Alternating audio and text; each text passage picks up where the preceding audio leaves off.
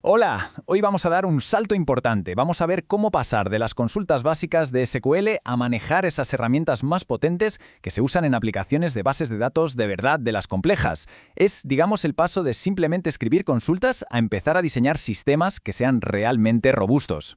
Y aquí está la clave, ¿no? En el mundo real, los datos casi nunca están ordenaditos y solos en una única tabla. ¡Qué va! Están interconectados, repartidos por todas partes y llenos de relaciones que a veces son un lío. Las consultas simples, pues se nos quedan cortas enseguida. ¿Vale? Esta es la hoja de ruta que vamos a seguir. Primero, nos vamos a meter de lleno con las relaciones entre datos. Después, veremos cómo simplificar toda esta complejidad. Luego, un punto crucial, cómo garantizar la integridad con eso del todo o nada. Y para terminar, cómo automatizar la lógica para que la base de datos trabaje por nosotros. Venga, pues vamos con el primer gran desafío. ¿Cómo combinamos datos que están repartidos en varias tablas que además están relacionadas entre sí? Justo aquí es donde SQL empieza a sacar músculo de verdad. Bueno, lo primero con lo que nos topamos es el Natural Join. La idea es súper intuitiva, ¿eh? Busca columnas que se llamen igual en dos tablas y une las filas donde los valores coinciden. Parece la solución perfecta, ¿verdad? Pues cuidado, esta simplicidad tiene un pequeño gran peligro. Se fía ciegamente del nombre de las columnas.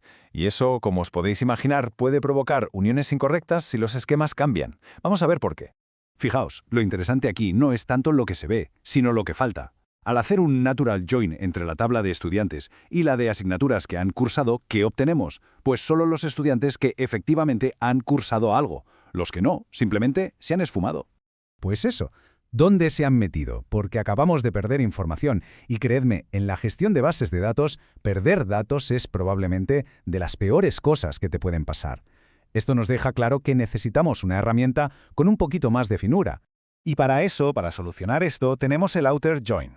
A diferencia del Natural Join, su objetivo principal es precisamente ese, evitar que perdamos datos.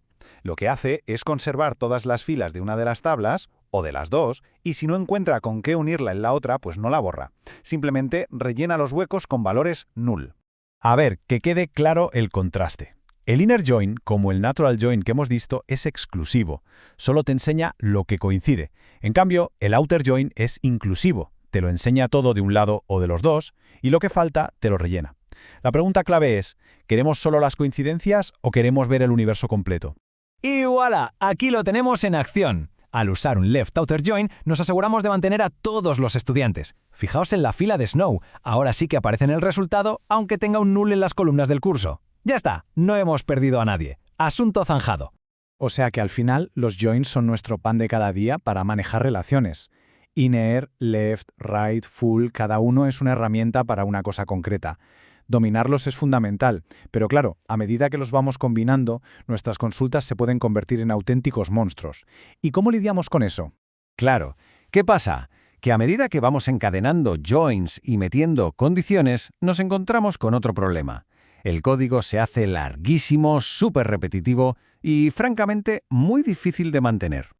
Madre mía, mirad esta consulta. A ver, funcionar funciona, pero es un monstruo. Imaginaos tener que escribir esto una y otra vez, o peor, que alguien nuevo en el equipo tenga que entender qué hace.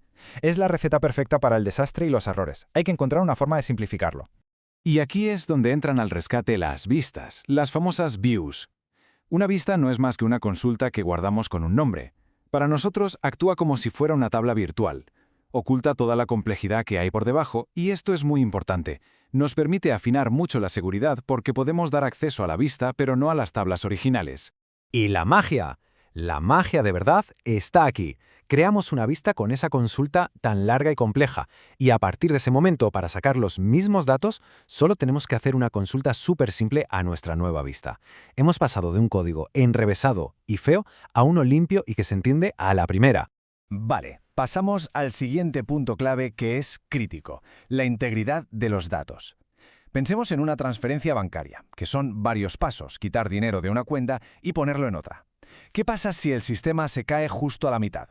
No podemos permitirnos que la base de datos se quede en un estado raro, inconsistente.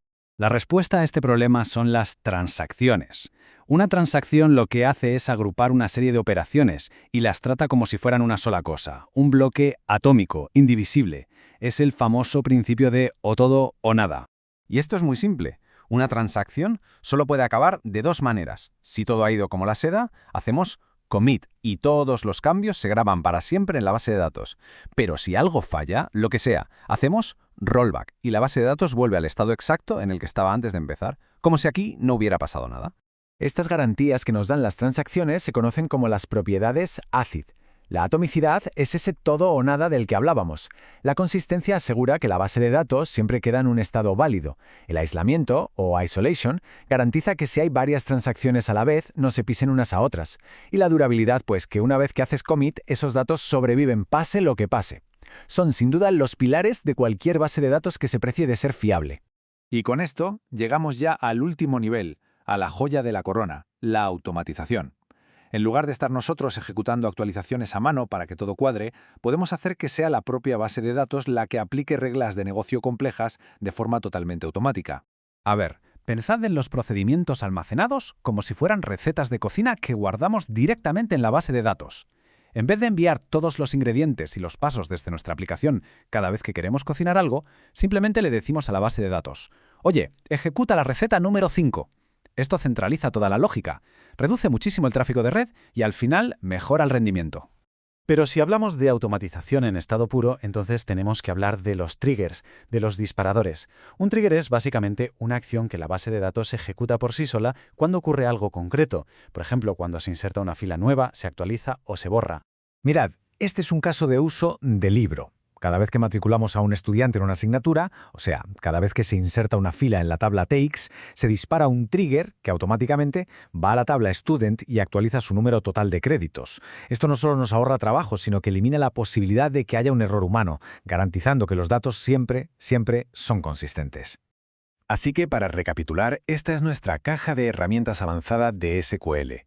Con los joins conectamos los datos. Con las vistas los simplificamos, con las transacciones los protegemos y con los triggers y los procedimientos los automatizamos. Todas juntas nos dan un control prácticamente absoluto sobre la base de datos. Y todo esto nos lleva a una última reflexión, que creo que es importante. A pesar de todas las tecnologías nuevas que salen cada día, estas capacidades de SQL, este poder para estructurar y proteger los datos, siguen siendo la base de todo. Entenderlas bien no es solo dominar una tecnología con años de historia, es comprender los principios sobre los que se construyen los sistemas de datos de hoy y también los del futuro.